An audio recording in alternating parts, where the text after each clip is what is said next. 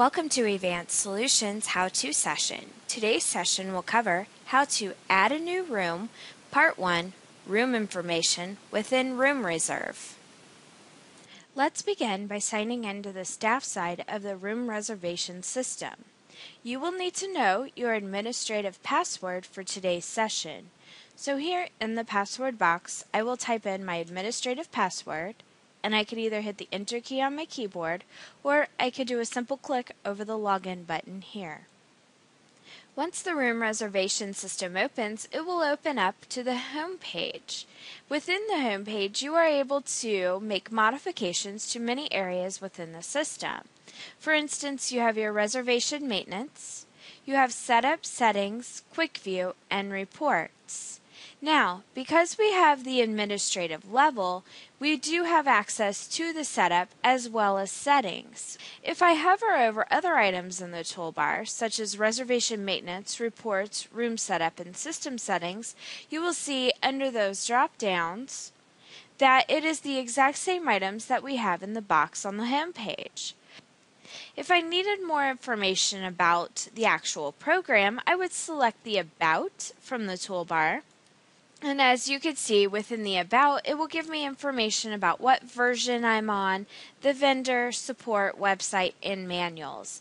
This becomes very important when you're contacting support because they will need to know what version you are on.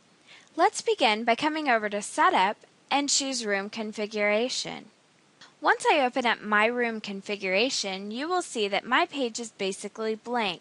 I have absolutely no rooms configured for this particular system. So for us, we're going to add a new room. But first I want to show you another system that I already have set up so that you can see what the room configuration page would look like with multiple rooms. As you can see, this is a room configuration for another one of my systems. And going down the list, you will see all of the rooms that are currently configured for that program. Let's go back over and let's start building on our database. So I'm going to come up here, I'm going to select Add New Room, and the first section that we're going to talk about in this particular recording is going to be Room Information. There will be several recordings to assist you in configuring your room selections. The next recording that you will want to listen to will be Contract Entry Items. To begin with the room information, the first field that we have here is Select Room. Within Select Room, we have a drop-down of rooms that we've already configured. If I did not see the room that I was looking for within this drop-down, I do have the option to add a new room name.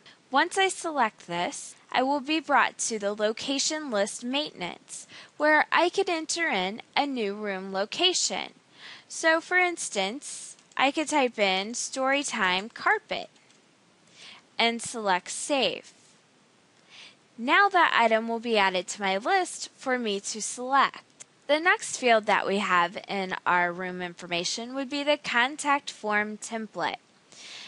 Right now it is set to default and I have no other templates set up. If I choose Add or Edit, I have the capability of creating a brand new template with modifications where I can make changes to field names, add a field description, I can enable and require certain fields. Now, I'm going to go ahead and leave this as a default for today, but I want you to listen to the recording as to how to update this information and how to make modifications as needed to different templates. The next field that we have is called Accessibility. The three options that we have is Public View Only, Public Full Access, and In-House Only. Within the Public View Only, it would allow them to review the room reservation system, but it would not allow them to make their own reservation.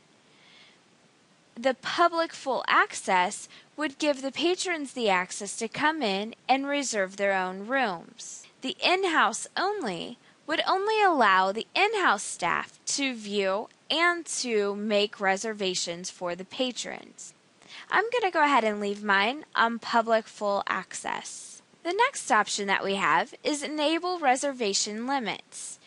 Right now it's set to No. But if I select yes, you will see another box appear, Default Reservation Limit. So I can set a reservation limit, let's say of 2, and then reservations within 30 days. What that would mean is the patron would only be allowed to reserve the room 2 times within 30 days. So we're giving you the option to set some limitation. The next 2 fields that we have is the minimum capacity and the maximum capacity. How many patrons are allowed to be in this particular room? Well, it's Storytime Carpet, so I'm going to say the minimum capacity is 5 and the maximum is going to be 20. The next field that we have is the combined room. And I'm going to have to go over to my other setup to show you what combined room means.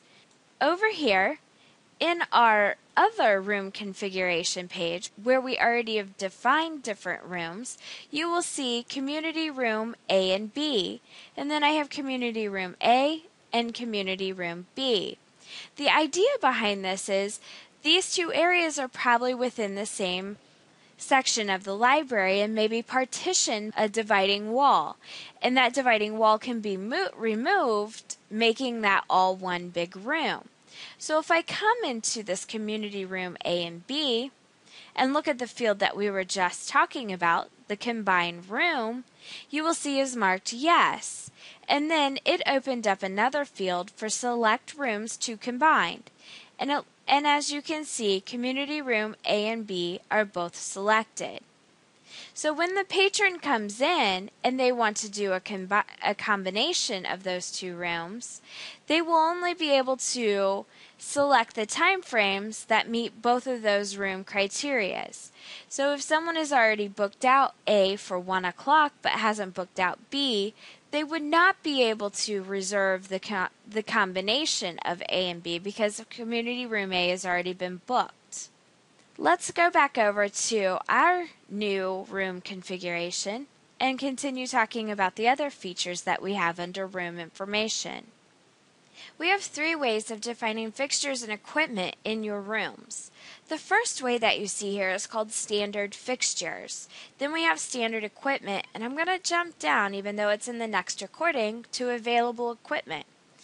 Back up here at standard features, what this is used for is to define what fixtures are actually always going to remain in that room. So for our story time, we may add a fixture called Storytime Carpet so that we can mark that and let them know that there really are no chairs, there's really no table, but there's a Storytime carpet that people can sit on and enjoy the story. To add a new item to our standard fixtures, we could do Add New, and I would just type in Enter Fixture Name. Select Save, and now it adds the item to our list. So I can go ahead and select that, and then when this room is reserved, that would be a standard fixture for this room, the Storytime Carpet. If I come down to standard equipment, it's defining what equipment will always remain in the room. A projector screen, an overhead, a whiteboard, training materials, a phone, things like that would always remain in this room for standard equipment. If I needed to add a new piece of equipment, I could come up here to Add New, put in my equipment name, select Save, and then it would add the item to my list. And then I would select it for this particular room. Available equipment is a little different. Available equipment is something that we could bring into the room. Maybe one of the standard equipment pieces, such as an overhead projector or projector screen, isn't always in our grapes room. So what we could do is have that as an available piece where we could bring it in and out, that the patron can select. The other information would just be quick notes about the room itself. So if we wanted to give more information about the room, we can do that in other information. Once we're done populating the information in our room, we can come to the bottom of the screen and select Save. Now, as you can see, we have one room called Storytime Carpet. The capacity is 5 to 20 and the access is public. If I needed to make modifications to this, we would just simply click on the Storytime Carpet and it would bring us back to the section we were already in. Once we're done making the modifications, we can select the Home out of the toolbar and it would bring us back to the Home page where we can make further modifications or we can select Log Off.